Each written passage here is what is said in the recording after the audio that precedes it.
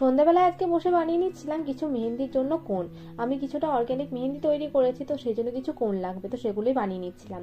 আর এই অর্গ্যানিক মেহেন্দিটা না এত ভালো হয়, ওই খোসার মতো ওঠে না। বা এমনি কেমিক্যাল যুক্ত মেহেন্দি লাগালে তো ওগুলো খোসার মতো উঠে যায়, বাট এইগুলোতে ওঠে না, তো সেই জন্য এগুলোই চেষ্টা করি বেশিরভাগ লাগানোর।